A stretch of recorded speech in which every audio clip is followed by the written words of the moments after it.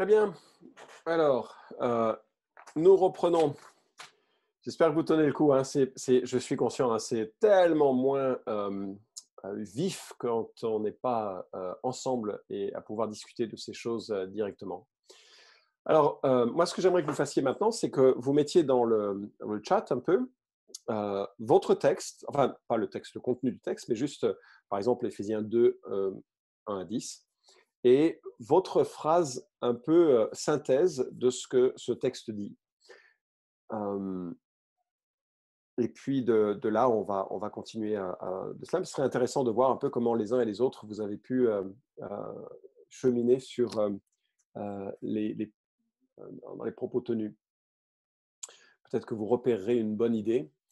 Moi, quand je viens enseigner à l'Institut biblique de Genève, je reçois beaucoup de messages qui ensuite me servent pour toute l'année ensuite. Ou pas. Parfois. Bon, je ne vais pas commenter plus. Ça va? Ça écrit sur le chat? Donc, normalement, où est-ce que vous en êtes maintenant dans le processus? Eh bien, on a regardé la sélection et vous avez choisi un texte. On a abordé la compréhension et c'est l'élément le plus solide, cette compréhension, en termes de travail. C'est énormément de travail de pouvoir soutirer, en quelque sorte, cette compréhension du texte, le sens du texte. Alors, c'est évident que tant que vous n'êtes pas capable d'extraire le sens du texte, vous n'êtes pas capable de prêcher le texte. Parce que c'est exactement ce que Esdras, Néhémie faisaient, c'est qu'ils appliquaient leur cœur à étudier et ils donnaient le sens. Donc, si vous n'êtes pas capable de donner le sens, vous devez rester assis, lire, mémoriser, méditer, étudier, éventuellement en parler avec d'autres. Je connais un certain nombre d'églises qui ont décidé, un certain nombre d'églises qui ont décidé chaque jour de réunion d'anciens, par exemple, d'étudier un texte ensemble, le texte sur lequel ils allaient prêcher le dimanche, ou l'un d'entre eux allait prêcher le dimanche. Donc les uns et les autres, ils travaillaient le texte, ils apportaient leur contribution, et le faire aiguisant le faire, ça leur permettait de pouvoir avancer. Voilà, donc on a la compréhension, et waouh, c'est déjà un gros morceau. Vous avez le sens du texte, du moins, c'est pas encore un sens très pédagogique, très fort, c'est pas encore prêt à la prédication, mais c'est un petit peu vous avez déjà tracé un chemin, parce qu'en disant le sens du texte, vous écartez un certain nombre de non-sens. Et parfois, quand j'écoute des prédications de gens extérieurs, je me dis, et parfois mes propres prédications, on va tellement dans tous les sens qu'on va nulle part. Et donc, le fait de s'imposer la discipline, même si on n'est pas arrivé à formuler quelque chose de très compact, de très complet, le fait d'avoir passé du temps à réfléchir là-dessus et avoir orienté la pensée pour essayer d'aboutir à cela, fait qu'on est déjà inscrit dans une bonne démarche. Ce n'est pas l'ensemble du chemin, mais c'est une bonne démarche. Donc, félicitations de vous être imposé cette discipline. Et maintenant, on va considérer une troisième étape, qui est celle de la rédemption, le salut du texte. Alors, c'est quoi cette étape? Eh bien, on va s'interroger sur un certain nombre d'informations de ce texte en lien avec la grande histoire du salut. Alors, à la fin de ce chemin, j'aimerais que vous ayez observé, trouvé dans le texte que vous avez choisi, les éléments qui décrivent la condition humaine, la manière dont Dieu est écrit ou évoqué en tant que Dieu rédempteur. Vers quelle confiance fondamentale ce texte m'engage ou m'encourage? Et on va réfléchir aussi aux éléments culturels, aux axes culturels par rapport au salut. La grande idée de cette étape, c'est d'essayer de rassembler les éléments rédempteurs qui sont liés au texte pour faire en sorte que ce texte ne soit pas simplement une sorte de texte, comment dirais-je, indépendant de la rédemption.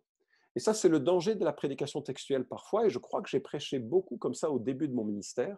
et c'est un peu embarrassant de ma part de l'admettre, c'est que je me suis tellement focalisé sur un texte que un peu, euh, je me suis un petit peu retiré, ou j'ai pas trop pris en compte la manière dont cette histoire contribuait à évoquer le salut et à évoquer la personne de Christ dans ce texte. Certaines familles d'Église parlent de prédication christocentrique parce qu'elles estiment que euh, tout texte doit faire un lien avec la personne du Christ et son salut de façon explicite. Tu auras une réflexion assez courte sur le manuel à cet égard. Et si tu veux en savoir plus sur cette approche, tu as le livre de Goldsworthy qui s'intitule Christ au cœur de la prédication. Et tu trouveras également beaucoup d'informations dans le séminaire que Brian Chappell a tenu sur cette question. C'est intéressant. Alors, moi, j'utilise un autre vocabulaire qu'une prédication christocentrique parce que je pense que euh, je pense que c'est plutôt orienté sur Christ ou vers Christ quelque part, mais que la christocentricité me semble un raccourci parfois un petit peu malheureux qui ne donne pas suffisamment de texture au sens immédiat du texte, suffisamment de force au sens immédiat du texte. Bref, pourquoi on passe du temps à parler de cela? On passe du temps à parler de cela parce que la Bible, elle est rédemptrice et c'est super important de le réaliser. On veut que les gens qui nous écoutent soient conduits à Christ et à son salut et pas simplement à une morale. Qu'est-ce qu'on veut dire par intégrer l'aspect moralisateur, l'aspect rédempteur? C'est que Jésus est le seul héros de toute la Bible. C'est super important. Ça veut dire qu'on ne fera pas d'hagiographie exagérée. C'est quoi une hagiographie? C'est lorsqu'on chante les louanges de quelqu'un, d'un saint. C'est-à-dire que ce n'est pas Pierre qui est le centre de la Bible. Ce n'est pas David qui est le centre de la Bible. Ce n'est pas Abraham, Moïse, c'est Jésus. Lui est le seul héros de toute la Bible. Donc, on va essayer de réaliser que ça va peser sur notre compréhension de l'Écriture. On ne va pas mettre Pierre en avant comme étant, ah, voilà l'exemple à suivre. Non, on va mettre Jésus en avant, peut-être lorsque Pierre a fait de lui son exemple. Mais ce n'est pas Pierre qu'on met en avant, ce n'est pas Daniel qu'on met en avant.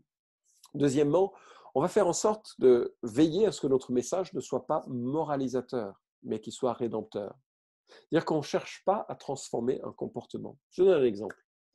Vous avez une prostituée qui vient dans l'église et elle écoute votre message et cette prostituée dit « Ah là là, vraiment je me suis planté dans ma vie, merci, j'arrête la prostitution et maintenant je vais devenir, je ne sais pas, changer de métier. » Est-ce que vous avez réussi votre travail de prédicateur? Je dirais que non. Alors, oui, en partie quand même, mais je dirais que non. Parce que si cette femme prostituée, elle change et qu'elle cesse d'être prostituée et puis qu'elle devient, je ne sais pas moi, infirmière, médecin, eh bien, elle va quand même en enfer. Et en ce sens, vous aurez fait du bien à la société, mais vous n'aurez pas fait du bien à la personne de Jésus, enfin, pardon, à son âme éternelle. Donc, avoir une préoccupation rédemptrice, c'est bien réaliser que nos messages ne sont pas là pour changer les comportements. Si vous prêchez, je ne sais pas moi, il ne faut pas fumer, il ne faut pas être alcoolique, ou bien il ne faut pas que les hommes portent des vêtements de femmes. J'entends souvent, parfois, dans certains contextes étrangers, à l'étranger, ce genre d'approche, à partir d'un ou deux versets de Lévitique, par exemple. C'est super facile de faire des messages comme ça. Mais en fait, ça ne change pas les cœurs, ça ne change pas les vies. Et très souvent, c'est culpabilisant. Souvent, dans les églises évangéliques, on entend « il n'y a qu'à faucon ». Il faut plus lire la Bible, il faut plus prier, il faut plus faire de l'évangélisation, il faut plus donner d'argent, il faut, il y a qu'à faucon, il y a qu'à faucon. Et les gens arrivent dans les églises, ils sont déjà accablés par la vie, et ils arrivent dans l'église, ils sont encore plus accablés par ce qu'ils entendent de la chair. Mais nos messages ne sont pas moralisateurs, ils sont rédempteurs. Et c'est quoi cette rédemption? C'est que l'évangile est au cœur de toute transformation durable. Il n'y a aucune pression indépendante que l'on peut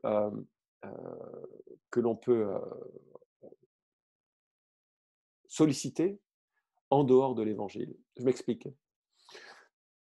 Les gens réagissent assez vite à la culpabilité. Si vous prêchez un message super culpabilisateur, ils vont réagir généralement très bien et très vite le lundi matin en disant je change, c'est certain, je change. Mardi matin, un petit peu moins. Mercredi matin, c'est oublié. Par contre, ils s'en tireront très mal parce qu'ils se souviennent qu'il ne faut pas vivre comme ça.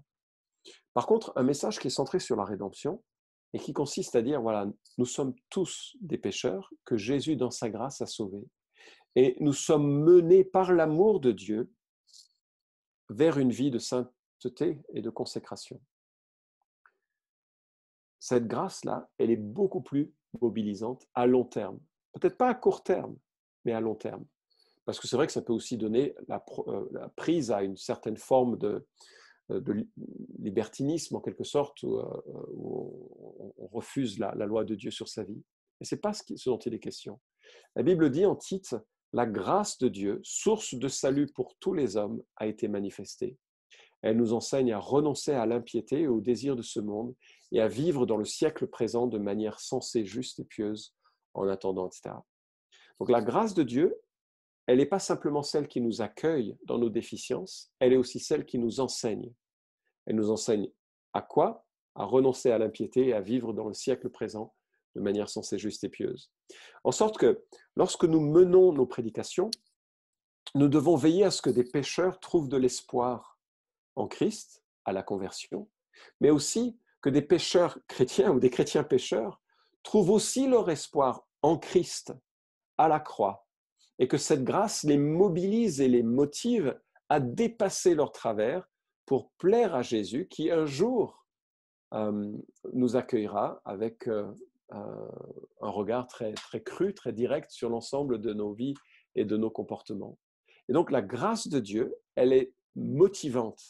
Et si on est des prédicateurs, on doit veiller à pas simplement donner et énoncer des commandements, comme j'entends trop souvent. Il faut faire ça, il faut faire mieux, on est incapable et on ressort de ces dimanches, mais accablé et sans forcément la capacité de faire mieux. Donc, oui, il faut lire la Bible, oui, il faut prier, oui, il faut évangéliser, oui, il faut faire face au péché, oui, oui, oui, absolument. Pourquoi? Parce que la grâce de Dieu nous a atteintes. Et il faut que le dimanche, les gens viennent trouver un accueil centré sur la croix qui fait qu'ils ne sont pas invités à un changement de comportement, mais à quelque chose de bien plus radical qui est un changement de cœur qui ne vient que par l'Évangile. Alors, comment est-ce que l'on fait cela? Mais il y a plusieurs manières de faire. Une première manière nous est proposée dans le livre de Greg Gilbert, « Qu'est-ce que l'Évangile ?» Et il nous propose de réfléchir en termes de 4 contributions essentielles qui sont en lien avec l'Évangile. On se pose la question de Dieu. Est-ce qu'il y a des choses dans mon texte qui est à relever, des qualités sur Dieu, de ses motivations, de son attitude? On se pose des questions sur l'homme. Comment est-ce que l'homme est décrit? La condition humaine, les conséquences de ses actes, les difficultés de la vie. Parce que bien entendu, tout ceci, ce que l'on va observer dans notre texte, va nous servir d'explication ou bien d'illustration ou bien d'application.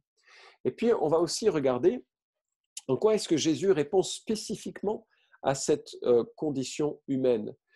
Comment est-ce qu'il incarne l'homme parfait et comment est-ce qu'il remédie à notre situation? Comment est-ce qu'il vient à notre secours? Et enfin, quelle est la confiance qu'il me demande d'avoir? Quelle repentance, quel pas de foi est-ce que je dois faire? Ces 4 éléments qui sont totalement appropriés pour un non-chrétien, qui va découvrir que Dieu est saint, que Dieu est juste, que Dieu est aimant, que l'homme est pécheur, qu'il est aussi créé digne, mais qu'il est déchu, etc. Que Jésus est le réparateur, celui qui nous relève, celui qui est mort pour nos péchés et ressuscité pour notre justification, que la foi, la confiance, le fait d'exprimer, de rejeter tout fardeau et de rejeter tout mérite centré sur nous, mais de placer toute notre confiance en Jésus, sont des éléments qui vont être pertinents pour être sauvé, nécessaires pour être sauvé, et qui aussi pour un chrétien va dire « Ah oui, mais c'est exactement cela dont j'ai besoin ».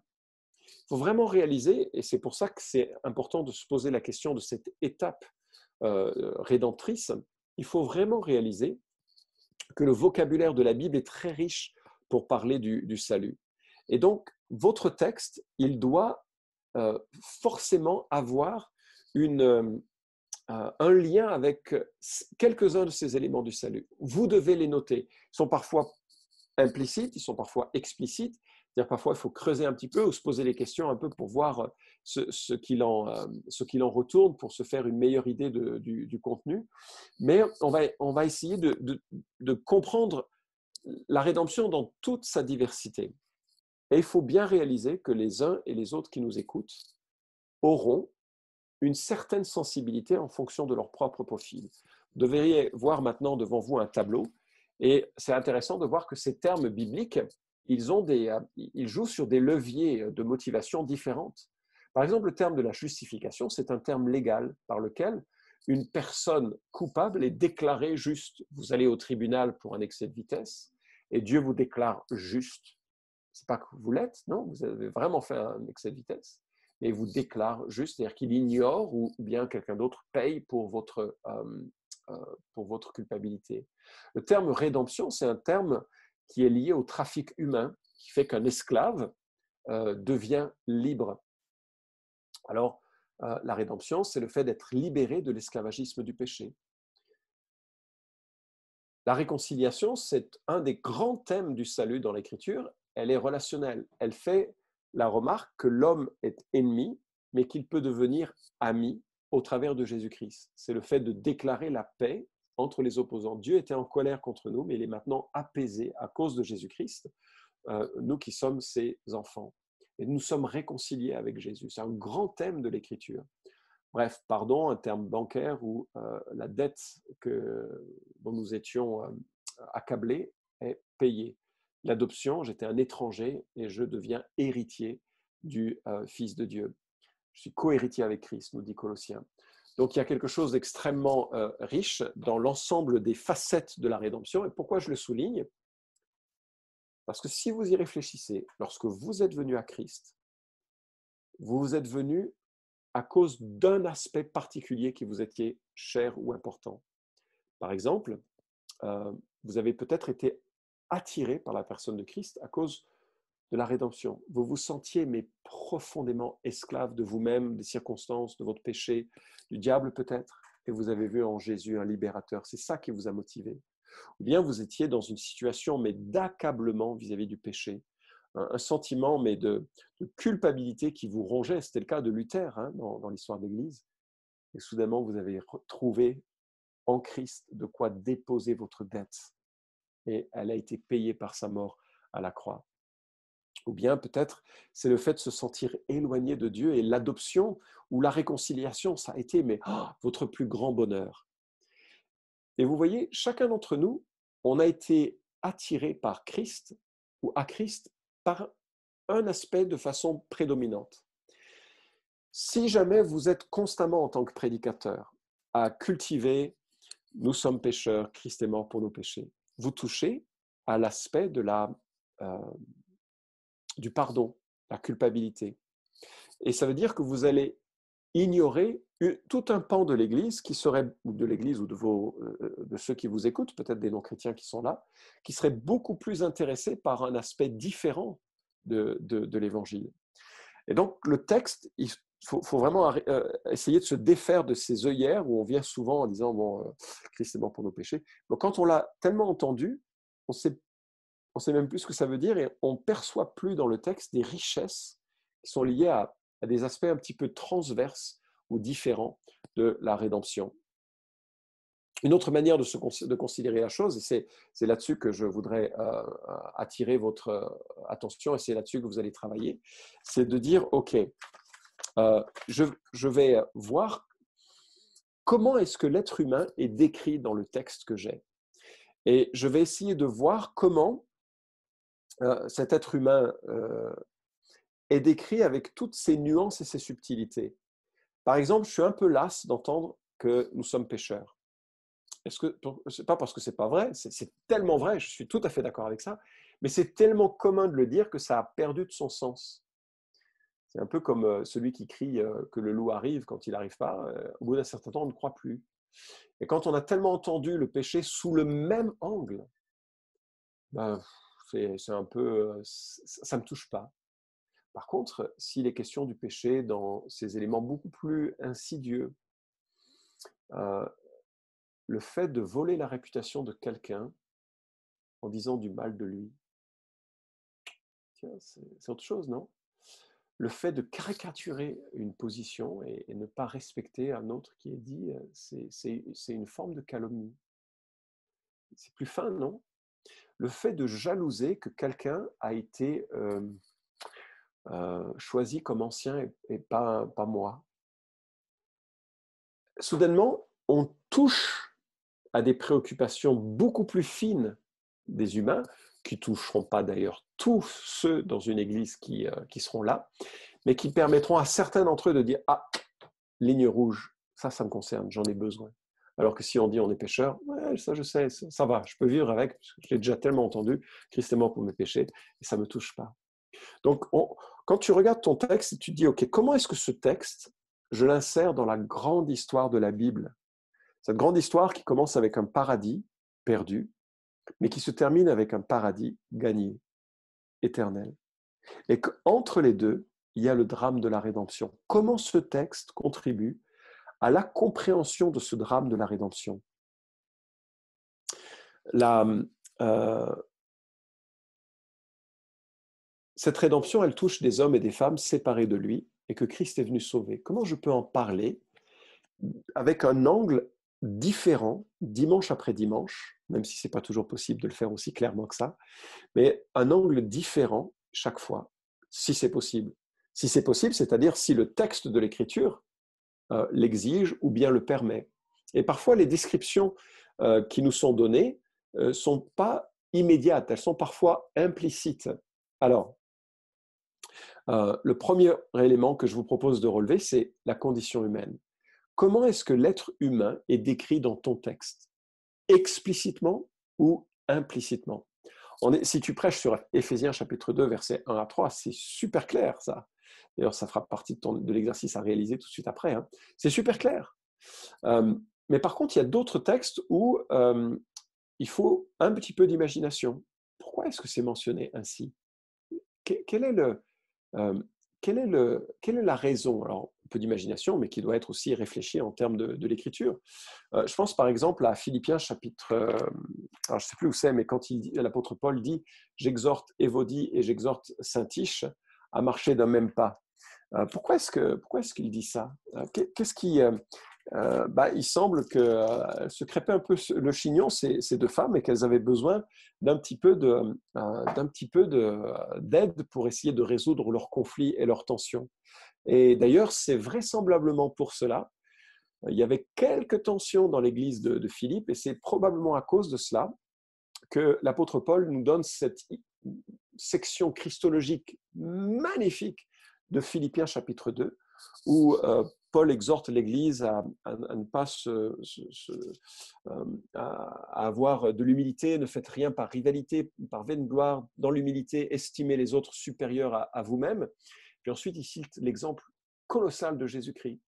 Et cette pépite sur la doctrine de Christ que nous avons, hein, il s'est dépouillé de sa gloire, il a enlevé son vêtement de gloire, pas ses attributs, hein. Il a juste enlevé sa gloire et puis il a marché sur terre de façon très humaine. Ça devient presque illustratif d'une réalité, c'est que nos cœurs, on est jaloux, on est en conflit les uns avec les autres. Et si tu prêches sur Philippiens chapitre 2, il faut bien réaliser qu'il y a un contexte là qui montre que le cœur humain, il est vite à juger l'autre. Alors, essaye d'imaginer la condition humaine qui est évoquée, tu vois, de façon sous-jacente à ton texte, en disant, mais euh, c'est quoi le problème que l'on a là? Est-ce que les gens se disent que les uns sont supérieurs aux autres, ou bien est-ce qu'ils se regardent en disant elle a mis une jupe plus courte, elle ne devrait pas, et lui, il en jette avec sa chemise comme s'il avait de l'argent, il se la pète. Est-ce qu'il y a ce genre de rapport un peu? Dès que je commence à faire ces observations, je prépare l'illustration aussi. Donc tout ça, ces éléments, ces conditions humaines vont être riches en éléments qui vont créer des ponts avec l'auditoire et avec les préoccupations que nous avons tous. D'accord? Quelle condition humaine est présente dans le récit que nous lisons? Un autre exemple, spontanément. Alors voilà, ça pourrait être creusé davantage, mais tu te souviens qu'en Luc chapitre 15, on a une série de paraboles qui montrent la condition humaine et ce que Dieu est venu faire. Et alors, ce qui est particulier, et ça touchera sur le Dieu rédempteur dans un instant, ce qui est particulier, c'est que Dieu se réjouit, Dieu cherche et se réjouit quand il trouve. C'est absolument magnifique comme orientation. Mais dans la parabole de la drachme et de la brebis perdue, on a une condition humaine. Alors, assez intéressante. D'abord, tu as une double parabole parce que tu as deux types d'auditoires qui sont proposés. Hein. Tu as les prostituées d'un côté et puis les religieux de l'autre. Tu as les pêcheurs aux mains propres, les pêcheurs aux mains sales. Ils sont tous les deux pêcheurs, mais ils le voient d'une manière différente. Attends, je viens de lancer iTunes pour rien. Ils le voient de manière différente. Et Jésus leur raconte cette histoire d'une brebis et d'une drachme dont les valeurs sont sensiblement différentes parce qu'il y a la foule de pharisiens qui se croient supérieurs, il y a la foule de prostituées, de terroristes qui se croient peut-être, en tout cas qui est méprisée par les autres. Et Dieu raconte cette histoire en montrant que quel que soit le côté du pécheur que l'on est, on est tous pécheurs et qu'on est quelque part entre les deux, que quand Dieu nous trouve, il fait la fête. Et la condition humaine qui est évoquée ici, c'est celle d'être perdu. Tu as déjà été perdu en forêt, tu as déjà été perdu dans ton chemin, tu as déjà été perdu dans ton comportement. Ah, il y a toute une richesse de conditions humaines qui est un peu différente que simplement pécheur. Et si Jésus utilise ces métaphores, c'est pour que ça évoque dans notre imagination des points de repère différents chaque fois et qui va toucher tel ou tel auditeur. Et il y a des gens qui ne se sentent absolument pas perdus, ils se sentent au contraire très en contrôle de leur vie. Et bien là, il y aurait une autre parabole qui pourrait leur parler. Hein. C'est celle de celui qui s'est amassé du blé dans son grenier et qui dit voilà, je suis tranquille maintenant. Mais non, tu n'es pas tranquille, c'est pas vrai. Ton âme, ce soir, te sera redemandée. Tu vois, chaque texte présente, enfin, pas toujours très explicitement, une description humaine un peu différente et ça va être un levier formidable pour la prédication. Ok. Dans les éléments rédempteurs, on regarde la condition humaine, on regarde également le Dieu rédempteur. Comment est-ce que Dieu vient secourir l'être humain? Alors, par exemple, en Luc 15, dont on vient parler, il vient secourir l'être humain à la recherche de cet enfant perdu. C'est génial. Il se préoccupe de cela. Il envoie des prédicateurs pour qu'ils entendent l'évangile. Bref, chaque texte, là encore, va avoir, alors pas toujours très très clairement, parce que certains textes sont moins riches en éléments sotériologiques ou rédempteurs, mais l'idée c'est de trouver quelle est l'espérance de Christ pour moi qui suis un pécheur, pour un non-chrétien comme pour un chrétien, pour trouver un accueil favorable en Jésus et une transformation radicale dont j'ai besoin. Oui, premièrement, cette condition humaine, deuxièmement, ce Dieu rédempteur. Et puis, ça fera écho. Il y a des gens qui vont trouver formidable que Dieu cherche à les revêtir d'une tunique nouvelle, passer une nouvelle bague, des sandales, une ceinture, tout ça, tous ces gestes où l'honneur est rétabli alors qu'on a perdu notre honneur dans le péché. D'autres seront sensibles à d'autres aspects de la personne de Dieu. Et puis, on va essayer de voir ce qu'est la confiance fondamentale qu'il nous faut avoir, vers laquelle le texte nous oriente. C'est quoi la confiance fondamentale? Je ne sais pas si vous serez d'accord avec ça, mais j'ai le sentiment que dans l'ensemble de la Bible, ce que Dieu nous demande, c'est d'avoir confiance en lui, d'avoir foi en lui. Et ce qu'il faut noter, c'est que notre rapport à Dieu est exclusivement fondé sur la foi. Jamais sur le mérite, jamais sur quoi que ce soit d'autre. C'était le cas en Genèse, c'est le cas en Apocalypse. Du début à la fin de l'histoire humaine, nous sommes invités à avoir une foi qui est suffisamment explicite dans ce que Dieu a révélé, qu'elle transforme notre vie et nous conduit à la vie telle que Dieu voudrait que l'on mène. Quelque part, tous les actes que nous faisons procèdent de la foi. Et dans le texte qui nous est proposé, la Bible nous demande d'avoir confiance, souvent, d'avoir foi en, implicitement ou indirectement. Je me souviens avoir prêché sur 1 Thessaloniciens, je crois, c'était chapitre 5. Il était question du choix de leader pour l'Église. Et la Bible invitait ici à garder de rester en paix les uns avec les autres. Implicitement, c'est parce que dès qu'on choisit des leaders, il y en a qui disent, moi aussi je veux être leader. Et d'autres, mais non, c'est pas ta place. Donc il y a du bins qui peut se mettre rapidement en place dans un contexte d'église, lorsqu'on choisit des leaders. Et donc, Paul les exhorte à cela. Implicitement, Dieu nous demande d'avoir foi qu'il règne dans un processus, que lorsque ce processus est juste, que les hommes aspirent à vouloir devenir anciens, que les autres sont d'accord, que l'Église approuve, eh bien, on peut, avec Acte 20-28, considérer que c'est le Saint-Esprit qui établit ces hommes évêques. Et s'il les établit évêques, il faut rester en paix, avoir confiance dans le leadership souverain de la personne de Dieu. Alors, ça ne veut pas dire que cet établissement d'anciens est sans faute. Alors, il peut arriver ensuite que des gens changent et que leur cœur change et que Dieu révèle des choses qui nécessitent que ça change, mais d'avoir confiance dans Dieu qui règne et qui gère l'Église. Et donc, ce sont des éléments qu'on va essayer de repérer. Conditions humaines, Dieu rédempteur, confiance fondamentale. Et puis, il y a un quatrième élément que l'on peut repérer. Et là, j'avoue, ce serait un peu long de développer complètement, mais je voudrais juste l'aborder parce que c'est tellement riche et percutant, il me semble. Ce sont les axes culturels. Alors, c'est quoi un axe culturel? C'est un peu une paire de lunettes colorées.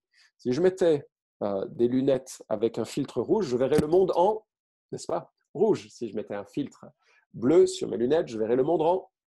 Je verrais le même monde et chacun verrait le même monde et on voit le même monde avec nos lunettes colorées, bleu, rouge, vert, etc., jaune. Qu'est-ce que ça implique pour les axes culturels? Ce qui est intéressant, c'est que les gens ont observé que les cultures développaient des valeurs différentes en fonction du groupe dont ils faisaient partie. En Occident, et avec toute l'influence notamment du monde grec, on est plutôt sur un axe culpabilité-innocence. Ça veut dire quoi? Ça veut dire que l'on ressent le bien et le mal en fonction des règles extérieures à nous-mêmes que nous avons franchies ou pas. La limite de vitesse est à 80, je fais du 90 km/h, je sens, je sais, il y a un objectif, il y a une marque objective de la réalité. J'ai franchi la limite et je me sens, alors selon mon éducation, etc., mais c'est une illustration, je me sens coupable, je suis pécheur et j'attends un pardon. Et beaucoup de l'écriture emprunte à cette réalité de la transgression que Christ vient payer. Mais il y a dans d'autres cultures d'autres axes qui sont aussi présents dans l'écriture. Par exemple, le bien et le mal n'est pas perçu en termes de règles transgressées, mais en termes d'honneur répandu ou de déshonneur répandu au sein de la communauté. Ce n'est pas le fait de franchir la limite de vitesse qui compte, c'est le fait que la communauté dise que l'on a transgressé cette règle. C'est pour ça que ce sont des cultures de honte et d'honneur. D'ailleurs, les cultures romaines étaient des cultures de honte et d'honneur. Quand vous lisez Romains, en faisant attention à tous les vocabulaires, tous les mots qui sont en lien avec la honte et l'honneur, vous serez bouleversé de voir que c'est beaucoup plus fréquent. Perdre la face, etc., d'être éloigné de la gloire de Dieu. Et tout ça, ce sont des vocabulaires et des expressions qui sont liées à l'honneur. Et nous avons déshonoré Dieu, qui nous a exclus de son jardin, et Dieu rétablit notre honneur et le sien quelque part par la réparation. Lui absorbe la malédiction, Galates chapitre 3, qui est nôtre. Il reçoit la malédiction à notre place et nous réintègre dans la communauté. Pourquoi c'est intéressant? Surtout dans notre civilisation occidentale qui est par le biais des médias et des Facebook et autres, des réseaux sociaux, voilà, c'est l'expression que je recherchais, par le biais des réseaux sociaux, nous est en train de sculpter notre compréhension du bien et du mal, non plus en des termes objectifs et normés par rapport à des lois, mais en des termes populaires de réputation, tels que les autres pourraient nous le faire. Si vous buvez un café et que vous mettez une photo sur Instagram de votre café, vous avez aujourd'hui intérêt à ce que ce soit dans une tasse non jetable et que vous mentionnez que c'est un café équitable et bio parce que sinon, vous allez vous faire pourrir sur les réseaux sociaux comme étant un destructeur de planète et un homme immoral dans son mode de consommation. Je ne me préoccupe pas du bien fondé de cette observation. Ce que je veux simplement dire, c'est que les gens maintenant sont à l'affût de ce que les autres disent d'eux, et la compréhension du bien et du mal devient de plus en plus une compréhension que les autres imposent à leur comportement plutôt qu'intrinsèquement mauvais. Mais la Bible répond à cela. Luc chapitre 15 est une leçon d'une honte euh, renversée et inversée. D'ailleurs, l'histoire de Luc est pleine de honte, même de la part du Père. Le Père, Jésus-Christ, dans l'histoire, a un comportement honteux au regard de la société, mais bien sûr pas au regard du royaume de Dieu. Il a un comportement noble, magnifique, qui rétablit l'honneur de ses enfants déchus. Donc les axes culturels nous permettent de toucher des leviers, toucher du doigt des éléments qui sont sensibles à notre auditoire. Dernier axe, en fait il y en a probablement encore un autre, mais je vous le dirai rapidement, mais dernier axe, l'axe de la peur et de la puissance dans les civilisations asiatiques et parfois africaines. On sent le mal et le bien que l'on fait en fonction des circonstances qui nous arrivent. Et lorsqu'il nous arrive une tuile, on pense que l'on a offensé des ancêtres. Et lorsqu'il nous arrive des bénédictions, on sait que l'on a honoré les ancêtres ou les esprits et que ceux-ci viennent nous bénir ou nous rétribuer. Et donc les gens vivent dans la crainte de cet honneur, de cet déshonneur qu'ils auraient infligé à leurs ancêtres. Et donc il faut apaiser régulièrement par des comportements ou des offrandes, des sacrifices, ce qui aurait pu leur déplaire. Vous allez me dire, ouais, c'est pas très très parlant pour la France. Ben, détrompez-vous. Moi, je trouve qu'un certain nombre de principes fondés sur l'évangile de prospérité, c'est simplement une peur puissance. On essaie de monnayer la bénédiction de Dieu. En Afrique, c'est par un certain nombre de rituels pour les ancêtres, mais en France, vous donnez de l'argent et vous obtenez la guérison, il y a une transaction, si j'ai un peu de foi et j'obtiens ça de Dieu. Enfin, il y a toute cette forme de transaction avec Dieu. Et il faut bien réaliser que Dieu fait fi de tout cela. Et bien sûr, il fait fi du désir d'apaiser les esprits. Dieu a vaincu les esprits. Colossiens 3,15, il a dépouillé les principautés et les pouvoirs, il les a publiquement livrés en spectacle en triomphant d'eux par la croix. Bref. Si je le mentionne, celui-ci, je le mentionne que très brièvement, c'est pour montrer à quel point en Christ, il y a toute victoire. Et selon l'auditoire à qui vous allez parler, vous devez être attentif à la manière dont ils comprennent ce qu'est le péché et comprennent ce qu'est le besoin fondamental de rédemption et l'axe par lequel vous pouvez apporter cela en fonction du texte, pas en fonction de votre désir. Mais certains textes, une fois que vous avez été rendu sensible culturellement à cet aspect, vous allez voir des mots qui vont vous sauter au visage comme étant, mais ça c'est un vocabulaire de honte, c'est pas un vocabulaire de culpabilité. Ça c'est un vocabulaire de puissance. Quand vous lisez Éphésiens, quand vous lisez Colossiens, ce sont des vocabulaires de honte et de puissance extraordinaires et exceptionnels, et il faut les prêcher en mettant l'accent là-dessus parce que ça va toucher certains membres de votre auditoire. Aujourd'hui, dans des églises qui sont généralement et heureusement très polyculturelles, ce sont des éléments qui sont à relever parce que ça va fortifier vraiment la foi de ces gens et ça va leur parler. C'est assez fréquent de trouver dans certains pays des gens qui se disent chrétiens et qui continuent de mettre des gris-gris à leurs enfants pour les protéger de la maladie.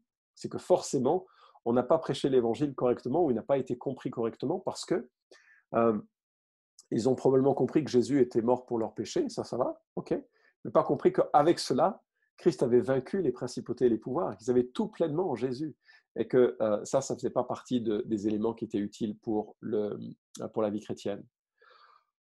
Ça va, vous tenez le coup? Je suis conscient, hein, ça fait déjà plusieurs heures qu'on bosse et c'est beaucoup de boulot.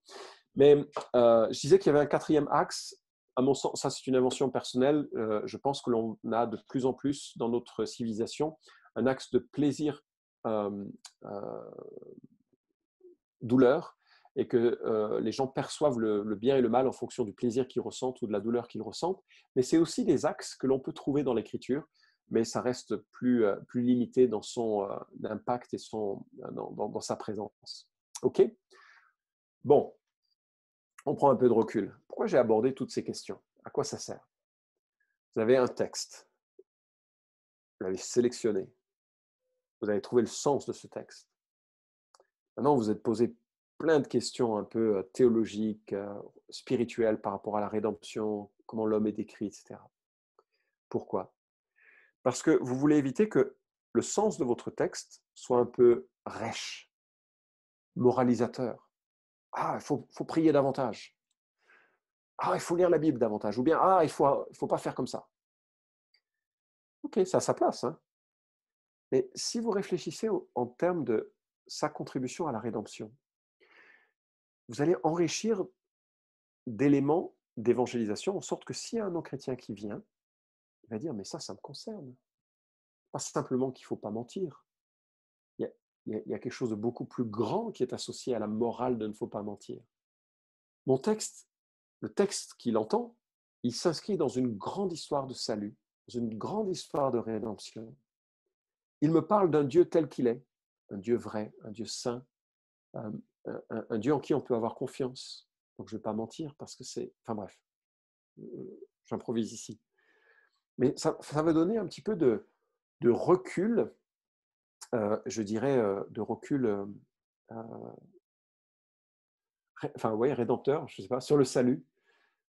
Et non seulement ça, mais ça va faire du bien à l'Église. Tu sais pourquoi? Parce qu'il y a tant de gens accablés dans les églises, tant de gens accablés par leur manque de progrès, leurs difficultés spirituelles. Or, ce qu'il faut réaliser, c'est que quand on vient à l'église, on vient pour être fortifié dans la grâce. Même Paul dit à Timothée, fortifie-toi dans la grâce. Et il faut que les gens se fortifient dans la grâce et que cette grâce de Dieu, ce salut qui est leur, s'ils sont disciples de Jésus, enfin s'ils sont enfants de Dieu, leur permet d'apprendre tellement de choses pour faire face à ce qu'ils vivent. Il faut que les gens réalisent combien la croix et l'évangile de Christ est suffisant, non seulement pour être une porte d'entrée pour le salut, mais également pour être une porte de vie, un chemin de vie quand on est sauvé. OK? Alors, maintenant qu'on a vu cette troisième étape dans la préparation d'un message, ce que vous allez faire, c'est que vous allez prendre le temps, encore un petit quart d'heure. Donc, moi, ce que je vous propose, c'est de faire 10 minutes d'exercice et puis 5 minutes de pause. Et de regarder quels sont les éléments rédempteurs de votre texte, le texte que vous avez choisi. Alors, c'est quoi ces éléments? Décrivez la condition humaine, explicite ou implicite, que vous avez dans votre texte. Parfois, il faut se gratter la tête longtemps pour essayer de la percevoir en disant, mais qu'est-ce que ça me dit sur l'être humain? Voilà, c'est aussi ça fait partie des éléments techniques à apprendre, à découvrir et sur lesquels il faut grandir. Et puis, aussi ce qu'il en est euh, du Dieu rédempteur. Qu'est-ce que je découvre de Dieu qui me permet de voir un aspect de sa personne qui est dans ce texte-là? Est-ce qu'il y a des éléments que je peux trouver? Alors, les descriptifs seront parfois pas très présents, parfois ils seront très présents, ça va dépendre des textes, et les éléments ne sont pas toujours très, très complets dans chaque texte. Et puis, vers quelle confiance est-ce que ce texte m'appelle à vivre? Voilà, alors je vous propose donc de faire une petite pause de 15 minutes. Je vais remettre le visuel pour que vous puissiez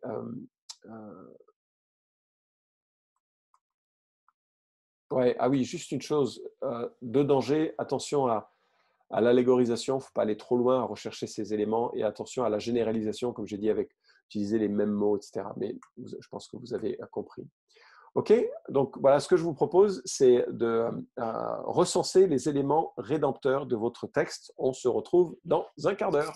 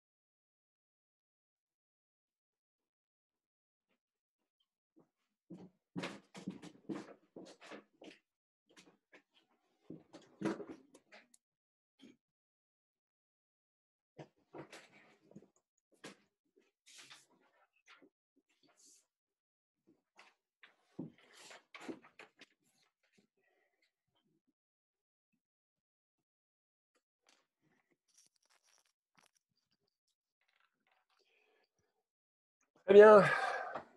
Allez, on reprend votre marathon, euh, qui est aussi un marathon pour moi, hein. On apprend ensemble. Et donc, juste que je note, on reprend ici pour moi à cette heure-ci. Donc, je serais intéressé un peu, j'imagine que c'est difficile à partager un peu les éléments rédempteurs que vous avez trouvés, donc je ne vais pas vous demander de le mettre sur le chat. Mais ce que je vous propose, c'est de peut-être éventuellement de poser quelques questions. J'essaierai de répondre avec Guillaume aux questions les plus fréquemment posées, s'il y en a beaucoup. Sinon, s'il n'y en a pas beaucoup, ben, on répondra à toutes. Mais voilà, posez vos questions. Guillaume m'a donné des instructions ou va donner des instructions sur la manière de le faire. Et puis, on fera un petit direct avec lui en fin de journée pour aborder les questions les plus pertinentes. En tout cas, j'espère que ça a du sens un peu tout ce qui a été dit et que vous êtes en mesure de voir comment on commence à rassembler les informations qui sont pertinentes pour construire un message. Ce qu'on est en train de faire, en fait, c'est de rassembler un peu de sorte de briques.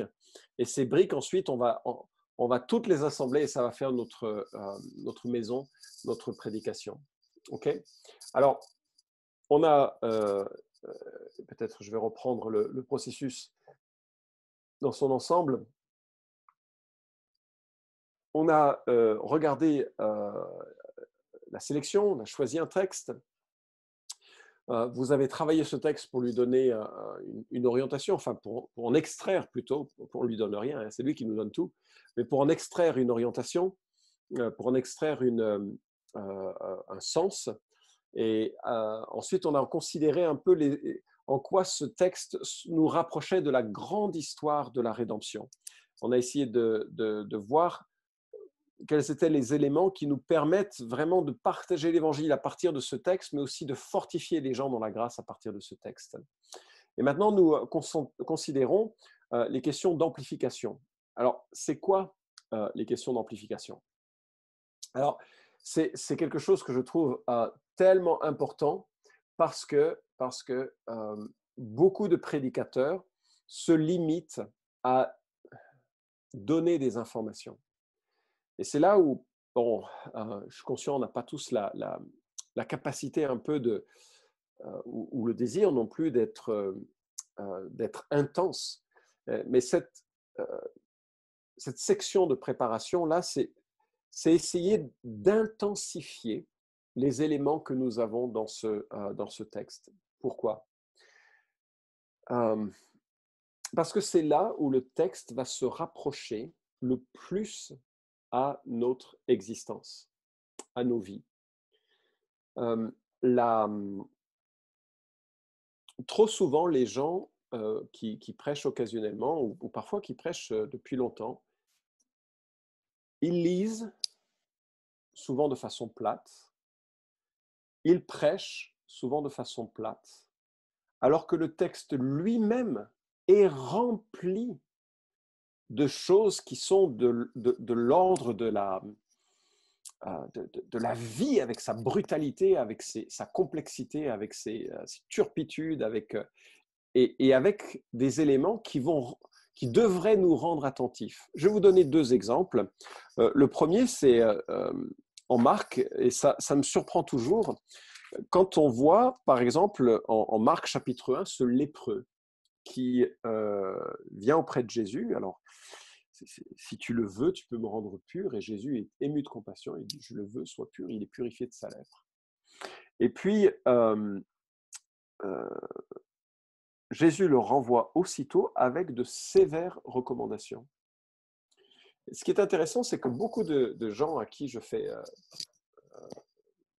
donne ce texte comme travail, beaucoup de ces gens me disent, font les remarques d'observation, et personne n'observe le mot sévère. Ben, vous voyez, c'est peut-être pas grave, parce que c'est pas non plus central, mais c'est dans la Bible. Mais dès que l'on ajoute dès que le texte biblique ajoute une sorte de qualificatif d'une action, il faut qu'on en prenne conscience. Ça veut dire quoi? Que lui a donné de sévères recommandations. Il l'a pris par le col, l'a collé contre un mur et dit maintenant, tu me regardes dans les yeux. Je te le dis qu'une fois. Est-ce que Jésus a fait ça? Je ne sais rien. Mais là, il y a une intensification qui est là. Mais cette intensification, cette amplification que nous avons dans le texte, il concerne même le fait que ce lépreux, mais il se jette à genoux d'un ton suppliant. Pas simplement, parce que les gens, quand ils prêchent dessus, c'est « Ouais, Jésus, au fait, tu ne peux pas me guérir si tu le veux. » C'est pas du tout ça. Il est dans une situation à la fois de désespoir, mais à la fois de grande attente à l'égard de Jésus. Et il est plein de suppliques, il se jette, il se prosterne devant Jésus. Se jeter à genoux, ça doit être drôlement douloureux. Alors c'est vrai que pour un lépreux, c'est peut-être moins douloureux parce que justement, l'une des caractéristiques des maladies de ce type, c'est que ça anesthésie les terminaisons nerveuses. Et donc, c'est à cause de ça qu'il y a des mutilations fréquentes. Les gens ne se rendent pas compte qu'ils se font mal. Je dis, waouh, cet homme, il donne tout là dans sa demande. Il ne vient pas à Jésus en disant, écoute, je sais que tu es puissant, viens me guérir, ce serait sympa. C'est d'un autre ordre. C'est un autre ordre et ça c'est de l'ordre du désespoir. Et quand vous le citez, si vous prêchez sur Marc 1 et que vous l'évoquez en ces termes, soudainement, les gens, waouh, ça les marque. Ils font attention à cette histoire parce que eux, ils l'ont lu, hein, s'ils sont chrétiens. Ils l'ont lu de cette histoire. Peut-être ils l'ont lu de façon superficielle et soudainement, elle prend vie. L'idée, c'est que si vous prêchez sur la tempête et les disciples dans la barque, il faut que les gens ils commencent à s'agripper sur leur chaise en disant « On va couler, on va couler !» Il faut qu'ils se sentent avec vous. Vous devez faire vivre l'événement en direct. C'est un peu l'idée de cette amplification, c'est de voir... la Bible est un texte écrit et c'est bien parce que comme ça c'est normé, ça laisse place à beaucoup d'imagination aussi. Et vous devez voir quels sont les éléments qui nous raccrochent à la vie. Et on ne le fait que quand on amplifie ce texte. C'est-à-dire on remarque les éléments d'amplification de ce texte. Jésus est ému de compassion, il est saisi dans ses tripes. Jésus n'est pas non plus ce maître qui regarde en disant « Ok, je m'en occupe ». Non, il est saisi dans ses tripes, il voit la condition humaine. Pour le coup, elle est super explicite, d'impureté, de séparation, d'isolement, de maladie, de mort. Jésus, il en est ému. Comme ça qu'il regarde. Si vous prêchez, vous devez le sentir, vous devez le faire sentir. Et les mots « aussitôt », l'action là, c'est pas...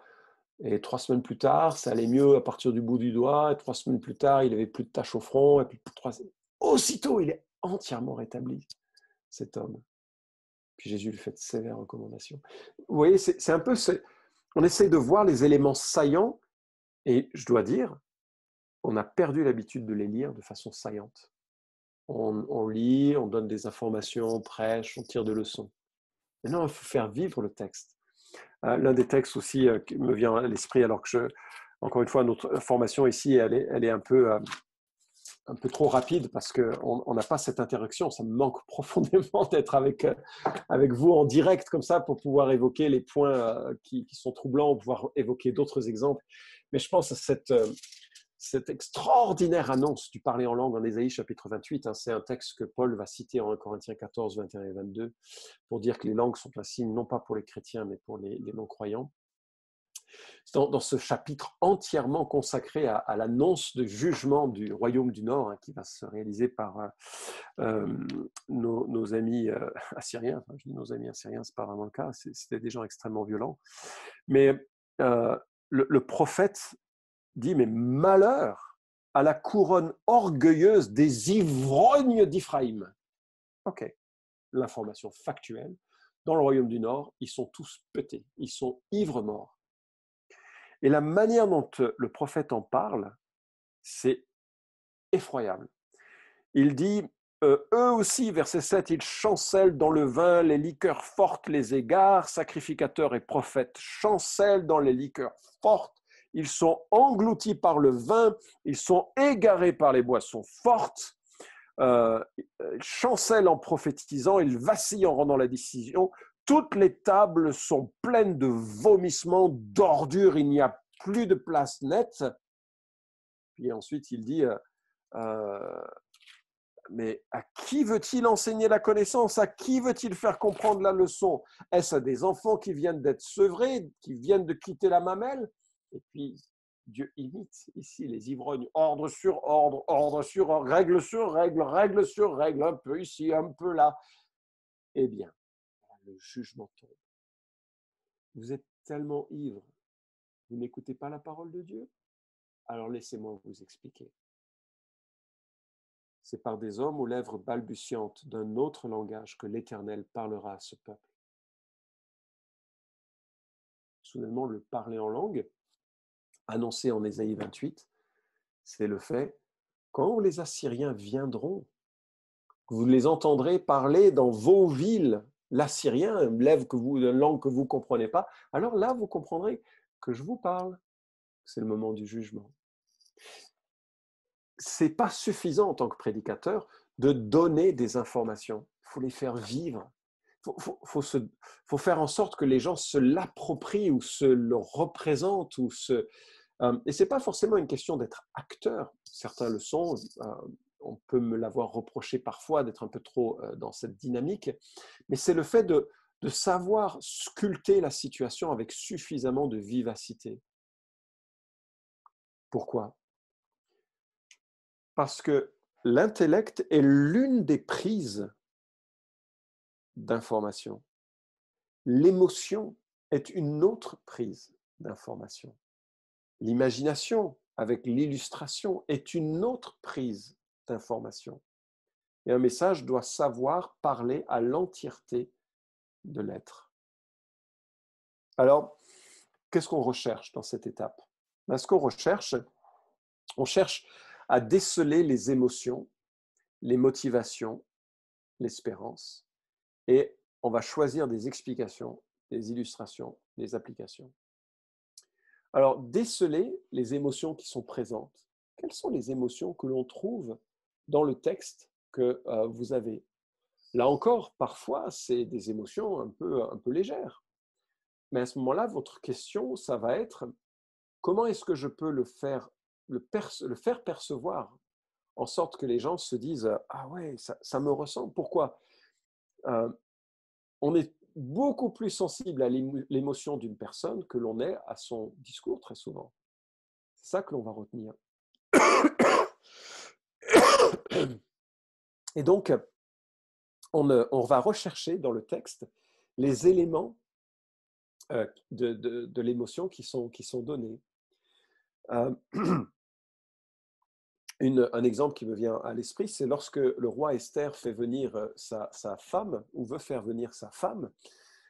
C'est dans un contexte un peu particulier, puisque il est dit que les hommes buvaient depuis longtemps, hein, et puis il veut faire venir sa femme avec sa couronne. Et beaucoup de commentateurs sont d'accord pour suggérer qu'il s'agit probablement qu'il la fasse venir avec sa seule couronne, avec pour seul vêtement sa couronne. Et on comprend mieux que cette femme dise avec beaucoup de bon sens, ça ne va pas, non, je ne viendrai pas toute nue au milieu d'hommes complètement ivres. C'est dégradant, c'est insultant, c'est inacceptable. Ça montre la petitesse humaine de ce roi et le reste de l'histoire d'ailleurs suit. Il y a toute une émotion ici qui serait bon de travailler, de faire comprendre la grossièreté masculine dans les propos parfois que l'on tient, et soudainement on va avoir plein d'éléments applicatifs qui vont surgir de cette simple observation et qui vont permettre aussi peut-être de toucher le cœur de ceux qui sont un petit peu légers dans leurs propos à cet égard. Donc on va essayer de repérer les émotions qui sont là, puis on va essayer de repérer les motivations qui sont présentes dans ce texte. Parce que, là encore, les leviers de motivation dont nous avons besoin en tant qu'être humain varient d'un être humain à l'autre. Certaines personnes ont besoin de leviers culpabilisants, et ça existe dans l'Écriture. D'autres ont besoin de leviers motivants, et ça existe dans l'Écriture. Les questions de récompense par rapport à la vie Alors, je ne sais pas comment les comprendre, je sais qu'il y a différentes manières de les comprendre, mais en tout cas, ça montre qu'il y a une carotte qui nous est proposée. Enfin, le terme carotte est terrible parce qu'on a tout reçu qui vient de Christ. Ce n'est pas une motivation suffisante, mais il y a un élément quand même qui est présent. De ne pas être dans la honte quand Jésus revient, mais plutôt d'être dans la joie en disant c'est trop bien, je suis prêt. C'est une motivation positive.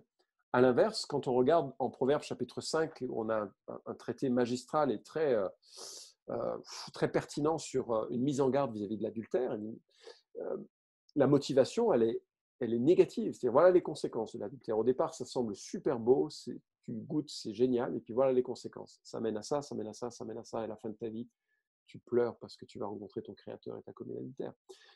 Les motivations ici sont très, très négatives, et elles orientent à un comportement éthique en fonction de conséquences négatives. Certains textes associent des comportements avec des conséquences.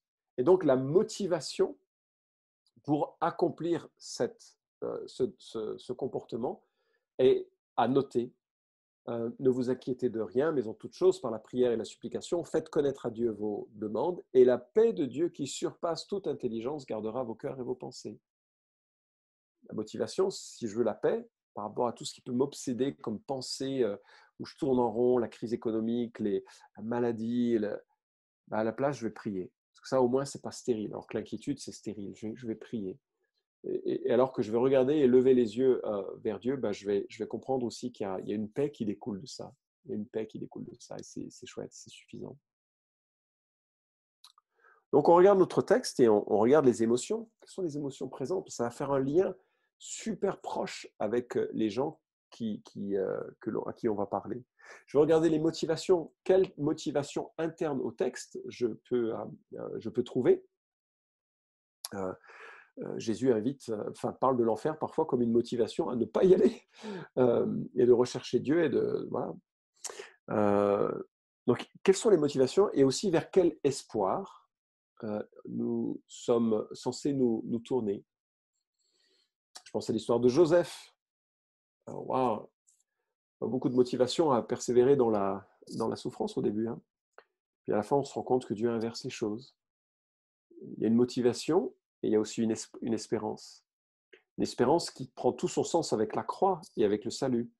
Romains 8, 28, toutes choses concourent au bien de ceux qui aiment Dieu et qui sont appelés selon son dessein. Alors, ce bien-là n'est pas que tout va aller bien. Ce bien-là, c'est de ressembler à Jésus, le premier-né dont il est question, hein, au verset 29. Toujours est-il qu'il y a une espérance qui va au-delà de mon contexte. Les mêmes souffrances sont imposées par le monde à mes frères. Et un jour, je serai accueilli dans la gloire. Il y a un espoir qui transcende les situations présentes. Il n'y a aucune comparaison entre les souffrances du temps présent et la gloire qui me sera révélée. Ce sont des choses qui forment une image de motivation et de persévérance. Moi, je me souviens de cette... ça m'a vraiment marqué, hein, mais parce que j'ai un ami, je crois que c'était il y a peut-être une dizaine d'années, peut-être moins 8 ans, je crois, ouais, entre 5 et 8 ans. C'est un gars qui fait beaucoup de courses à pied, et un très cher frère, et il me proposait de faire un 10 km, 10 000 mètres. Je me suis dit, ouais, ce serait bien. À ce moment-là, j'ai problème de genoux, donc je ne peux pas trop courir, je cours un peu, mais pas énormément. Et donc, à ce moment-là, quand même, j'avais encore la facilité de courir sans que ce soit trop douloureux. Et donc, je faisais régulièrement. Donc, l'ayant appris, il m'a dit, Florent, viens, on va faire un jour un 10 000 mètres. Je lui ai dit, ce serait un bon défi à faire. Donc, je me suis beaucoup entraîné, 2 fois, je crois, sur 2 kilomètres. Et j'avais regardé sur Internet, à mon âge, à quoi je devais m'attendre en termes de nombre de minutes, parce qu'il m'avait demandé de venir avec un nombre de minutes. Et donc voilà, je suis arrivé un petit peu la fleur au fusil à cette course. Et on s'est retrouvés.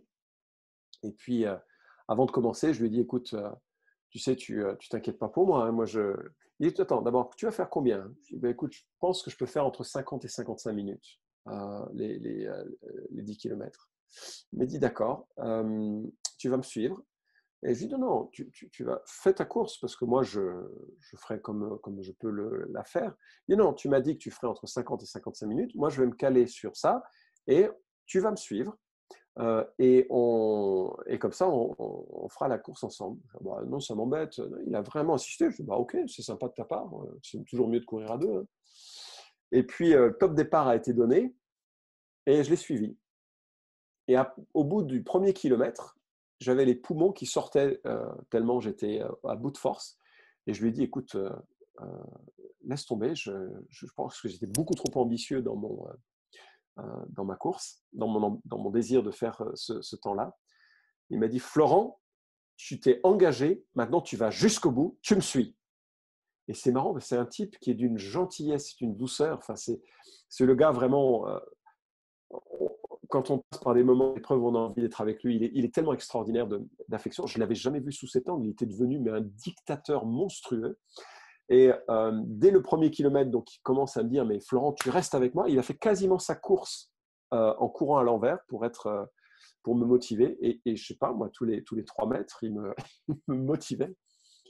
Et après, j'ai tout oublié parce que c'est un grand noir, mais je sais que j'ai réussi, je crois que c'était à 53 minutes.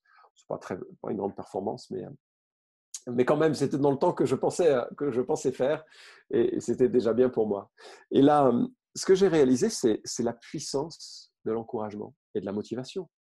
Et donc, de constater les motivations qui nous sont données dans les Écritures, c'est aussi faire état d'une motivation qui nous permet de mener la vie chrétienne. La vie chrétienne est compliquée, elle est dure. C'est vraiment une course d'endurance. C'est plus que ce que j'imaginais, et en même temps, c'est mieux que ce que j'imaginais, et en même temps, c'est plus dur que ce que j'imaginais. C'est tout ça en même temps, la vie chrétienne. Et donc, dans cette course, eh bien, l'Écriture nous donne un certain nombre d'encouragements, de motivations, et c'est bien de noter ces motivations et cette espérance. Alors pour moi, l'espérance, c'était aussi de faire plaisir à mon ami, c'était aussi d'arriver et de prendre un bon verre de quelque chose de bien frais à la fin de la course. Et il y a tout un sentiment de satisfaction de l'avoir fait. Et je peux dire, j'ai fait une course. Je n'en ai pas fait beaucoup, j'en ai fait une. Et ça apporte aussi, ça fait partie de ces motivations.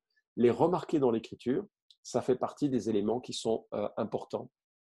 Une autre remarque par rapport à cette recherche d'éléments d'amplification, c'est on va préparer maintenant les éléments qui vont constituer les points de repère pour les prédications qui seront de nature à, je dirais, assaisonner les éléments d'information que vous avez trouvés. Et elles sont de 3 ordres. On est toujours dans la rubrique amplification. Elles sont de 3 ordres. Et moi, ce que j'essaye de faire, c'est qu'il y ait dans chaque partie de mon message, enfin dans l'ensemble de mon message, un ensemble d'explications, d'illustrations, d'applications. Alors, c'est quoi une explication? Une explication, ça peut être une donnée technique, ça peut être une définition de mots, ça peut être un rapport plus précis sur l'histoire qui nous est rapportée. C'est tout ce qui va expliquer plus précisément les choses qui sont peut-être posées de façon assez rapide dans le texte. Donc, les explications ne sont pas toujours nécessaires. Si vous prêchez sur Acte 1:8, mais vous recevrez une puissance, celle du Saint-Esprit survenant sur vous, vous n'allez pas faire un long exposé sur le sens du mot « mais ». Mais ça peut faire partie des éléments explicatifs. Mais c'est un contraste qui fait référence à ce qui précède. Qu'est-ce qui précède? Eh bien, les apôtres s'intéressaient sur le temps du retour du Christ. Et Jésus dit, cette question-là, elle n'est pas intéressante. Parce que c'est ce que le Père a fixé de sa propre autorité. Mais vous recevrez une puissance, celle du Saint-Esprit survenant sur vous. Donc, il réoriente le regard.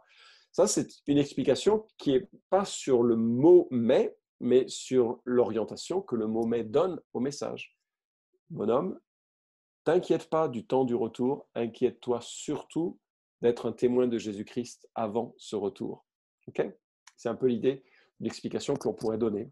Ça peut être des explications d'histoire, de personnages, ça peut être toute une série d'informations qui vont faire en sorte que le message va s'éclairer de choses qui permettront de mieux en saisir la portée ou la richesse. Un autre élément, c'est l'élément d'illustration. Et l'illustration, c'est parfois un enfant pauvre de nos prédications. Et pourtant, Jésus a beaucoup utilisé ce mode de communication. Les paraboles sont des illustrations, mais hyper puissantes, et tellement puissantes que souvent, on se souvient plus facilement de ces histoires. D'ailleurs, c'est assez frustrant pour le prédicateur. Euh, alors, les images que je montre ne sont pas finalement très précises parce que c'est justement des illustrations. Mais je me souviens de gens qui, enfin, c'est très fréquent, les prédicateurs me disent qu'après une prédication, peut-être une semaine après, 2 semaines après, les gens disent « Ah, ton message, il était super, surtout l'histoire de… » Voilà qu'on bosse des heures et des heures à comprendre le texte, à essayer de le faire vivre. On va sortir une illustration et les gens se souviennent de l'illustration. C'est toute la puissance d'une illustration.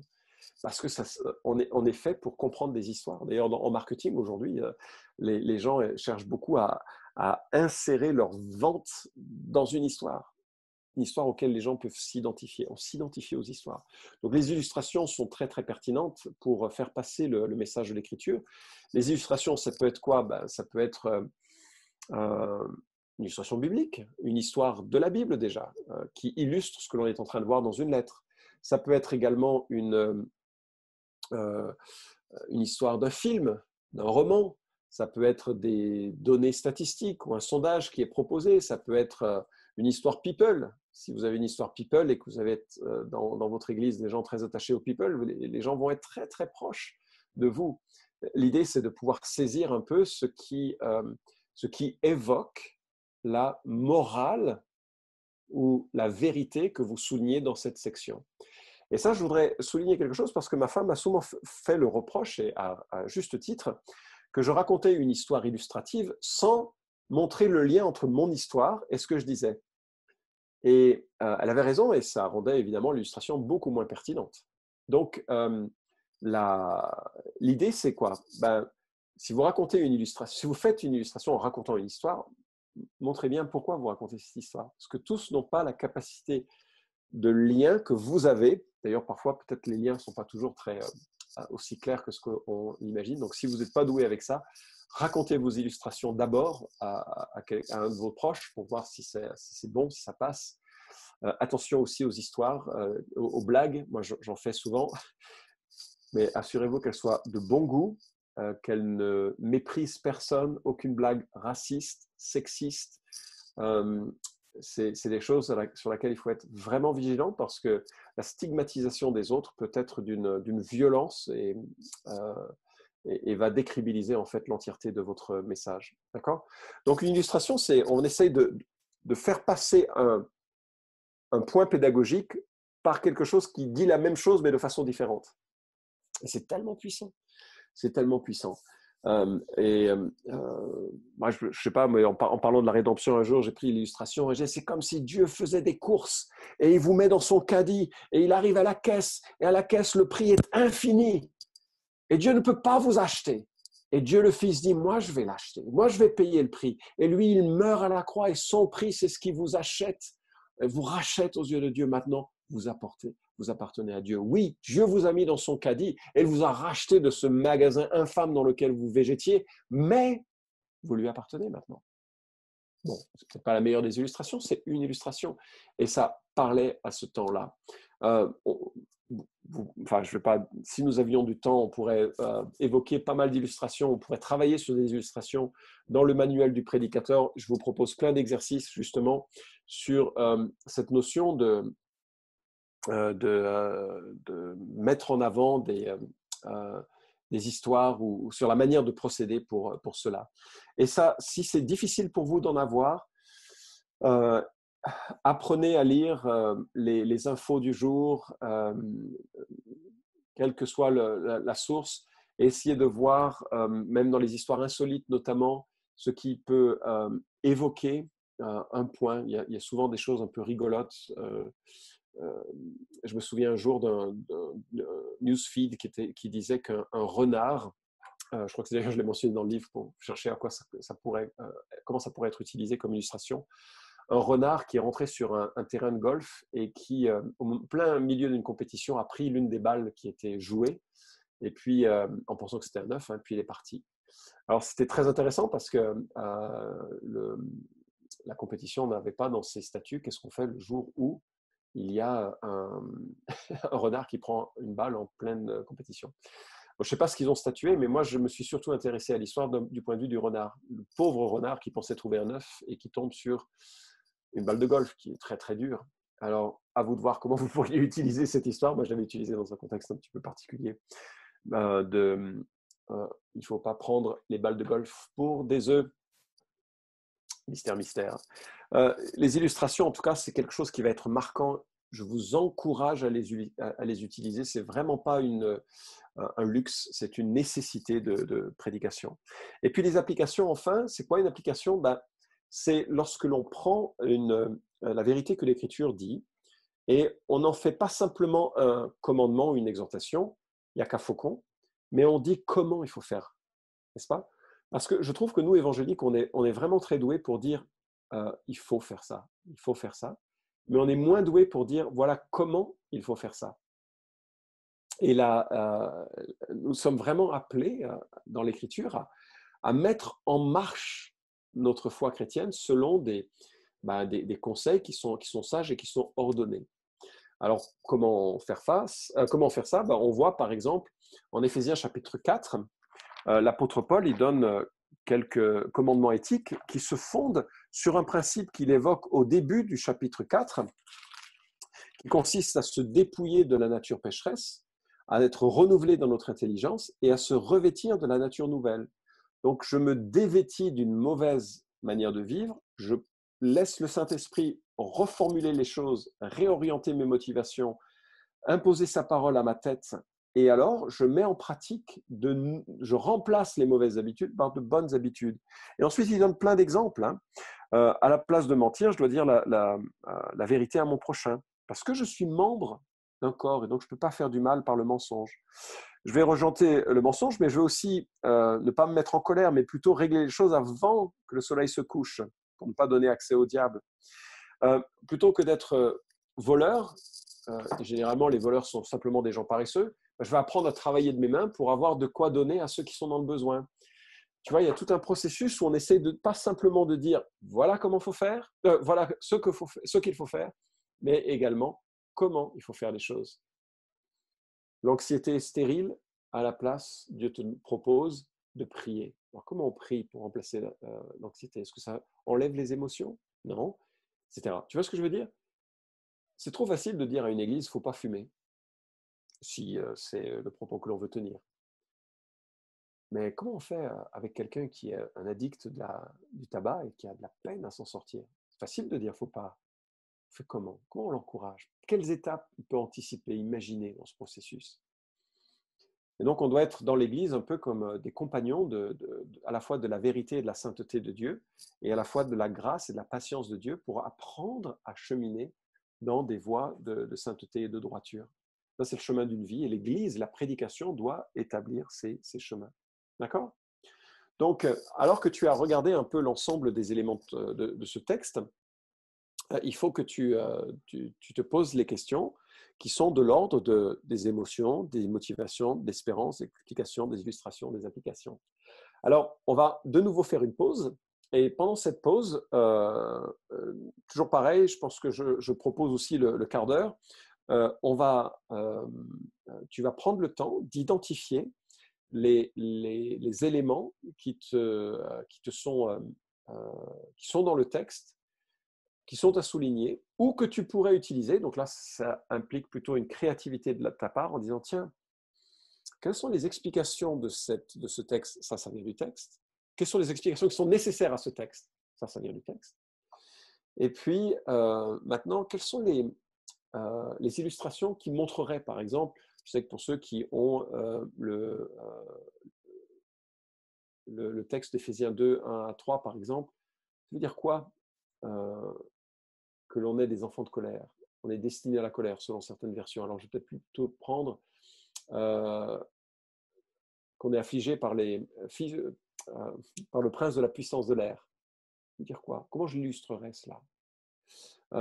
Essayez de trouver des illustrations ou des applications qui permettraient à ce texte d'être amplifié, c'est-à-dire d'avoir un élément de vie qui serait pertinent.